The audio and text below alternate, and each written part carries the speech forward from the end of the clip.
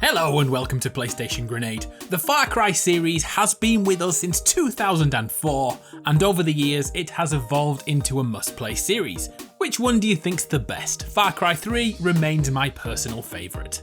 With Far Cry 5 only touching distance away, it's time to go through everything you should know before spending your hard-earned cash. Let's quickly get this one out of the way. This is indeed a video game with mature themes. Every single piece of footage we have access to has the 18 rating in the bottom corner for a reason. In fact, it's for a bunch of reasons. The violence and the gore have been amped up. But it's also down to the premise of the story, which can make some people very uncomfortable. Let me lay it out. Far Cry 5 places you in Hope County, Montana in the USA. This is the adopted home of a good old doomsday cult known as Eden's Gate. Their leader, Joseph Seed, who we'll get to very soon, has put plans in motion to help the local populace embrace his particular brand of Christianity or face the consequences. To some, that's controversial, to others, it's just another story in a video game. With that out of the way, let's start breaking things down. In previous Far Cry titles, we've had a set protagonist to propel through the story. Jason in Far Cry 3, AJ in Far Cry 4, oh, and Sergeant Rex in Blood Dragon. Send for a medic or kill him too. Damn it, that was a good DLC. Well, in Far Cry 5, Ubisoft is giving us more player agency, which all begins with character customization. We now play as ourselves, crafting the character in our own likeness or creating Xena Warrior Princess, whatever floats your boat. It's now down to us what we look like, just like in other Ubisoft titles like The Division and Ghost Recon Wildlands. Dropping the fixed lead character opens up a great deal of possibilities in Far Cry 5. Most noticeably and most impressive, the entire campaign can be played with a friend from start to end. Random matchmaking won't be possible here, but if you see your mate Dave playing online, jump in and give him a hand. Tactically, this will give the game additional depth and replayability hopefully. If you choose to play this way, you and your BFF will fill the shoes of newly appointed deputy sheriffs sent to arrest Eden Gate's leader, Father Joseph, and you can guess how well or how badly that will go. The buddy system from Far Cry 4 returns in Far Cry 5 in the shape of the Guns for Hire mechanic. In the level we played, we had access to Boomer, a loyal dog who can mark and take down enemies and even unarmed foes and bring the weapons back to you. There's also Nick Rye, a family man who has had enough of the cult and decides to combine his love of aviation and weaponry to take a stand against the combining of the church and state. And we've also seen Grace, who is a trained sniper perfect for covert missions, for those moments where blowing everything up isn't an option. In addition to these three companions, there will be other important characters steering us through the mayhem, such as Mary May, a local saloon owner ready to mix a few Molotov cocktails. Hold on a sec, her establishment is called the Whistling Beaver. Nice, I didn't see that one coming. We'll also meet Pastor Jerome Jeffries, a preacher whose patrons have been led astray by the cult. Woe to the man who leads my flock astray. For if I am not their shepherd, then I must be the wolf. On top of this is a Fangs for Hire function, which was introduced during Far Cry Primal. Here we can command animals to support whichever playstyle we want. The animals around Hope County won't be as varied as in Far Cry Primal, but they will be useful nonetheless. The one thing that the Far Cry series is renowned for is its leading villains, somehow making a madman seem logical. Did I ever tell you the definition of insanity? And even making a tyrannical dictator look like the good guy. It's not me, no. It was the fucking Golden Path. Those fucking terrorists, they ruin everything. Far Cry 5's head villain, Father Joseph Seed, who is simultaneously deranged and charismatic as he forces his religious beliefs onto others. Joseph's siblings make up his apostles, or lieutenants if you prefer, which will act as sub-bosses as you tear apart Hope County looking for clues and generally ruining Joseph's day. Will Father Joseph be on the same level as Vas or Pagan Min? Time will tell.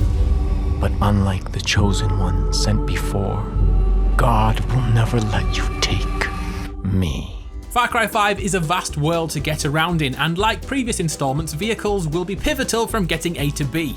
Like you'd expect, there's a plethora of road vehicles to use and a fair amount of boats too, but it's the planes which have evolved here. Although Far Cry 4 had a small aircraft to get around in, it was pretty pathetic. Here in Hope County, airplanes have taken centre stage. Prepare for dogfights with the Chosen and the obligatory carpet bombing of the cult. Woo-wee! Look at that go! Nice work, partner. Sometimes disrupting a doomsday cult and murdering hundreds of foes takes its toll on us, and we need some rest and relaxation. Far Cry will have a few extracurricular activities for us to enjoy. Recreate daredevil races against time like Evel Knievel, hunt down the local wildlife, and even go fishing. There's something about fishing in video games that we just cannot ignore. We're so sophisticated. Whoever catches the biggest fish will be forever known as the Codfather. Sorry, I'll scale down those fish puns. Far Cry 5 has adapted the fighting system in previous iterations to allow for more close-up and personal melee-focused action. Dozens of new animations have been added to give you the option of running in swinging if that suits your playstyle, so hopefully it will feel little less like Skyrim this time around when scrapping in close range. A really interesting update to Far Cry 5 is the resistance meter. This mechanic takes note of all your dirty deeds and reacts to them. For example, if you disrupt Joseph's cronies long enough, one of his lieutenants will actively seek you out for an impromptu showdown anywhere in the open world. So theoretically, any of your actions could trigger an event. Now that is a dynamic world. The more you help liberate a region, the more the resistance meter will fill up. And the more resistance means more people who fight by your side. The resistance meter plays very similarly to how Ghost Recon Wildlands plays, with different areas of the map being broken into different provinces, with a final boss battle for each area of the map. So if you enjoy playing Ghost Recon Wildlands, this could be another option for you. You'll remember, the more you play with their nerves, the bigger their reaction. The map editor from Far Cry 4 also returns in 5. The developers actively want you to use these tools to create your own custom combat arenas or new playgrounds to keep the game feeling fresh and new. We haven't had many details about this at present, but I'm sure it will be showcased before the release. A strong community will keep a video game going for years. Let's hope people get on board and start creating some missions for us to enjoy. Speaking of the release date, when can we get our hands on Far Cry 5? Well, it has dropped back by a whole month, and now it's March 27th, 2018. If you're a PlayStation gamer, you might want to take note of this. Far Cry 5 has exclusive items just for PlayStation users. These include a full baseball skin for your character, a car with a similar sort of baseball theme, and early access to the SMG. I know it's not earth-shattering, but it is a nice way for Sony to say thank you for playing on PlayStation. If you're one of those people who likes to pre-order games, you may want to have a look at those bonuses. Paying for the game early will net you the Doomsday Prepper pack, which gifts you the Doomsday Prepper outfit, Doomsday van, and Doomsday 1911 handgun. In addition, you'll obtain the Chaos pack, which is just a load of consumables and buffs. There's also a deluxe, a collector, and a store-exclusive version of Far Cry 5 with statues, vinyl soundtracks, and a dead deer skull to hang on your wall. That sounds lovely.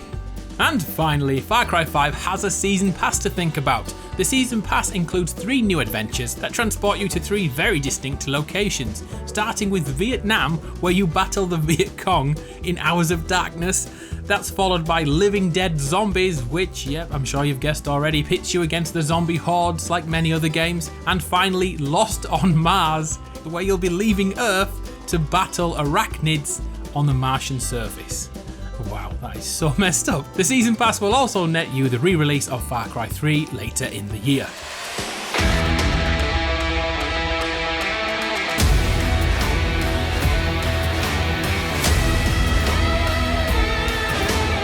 Okay, I'll admit it, I cannot wait for a reason to go back and play Far Cry 3 again. I miss Vass, and I miss his sister as well, if I'm honest. So there we have it, 12 things you should know about Far Cry 5 before it's released. Are you tempted by another action-packed extravaganza open world? I'm really looking forward to hunting down Easter eggs and references to previous games, like the Vass nodding head in the truck cab. What I'd really like to know is, will you play this campaign alone, or will you play with a friend? I honestly can't decide which I'd prefer.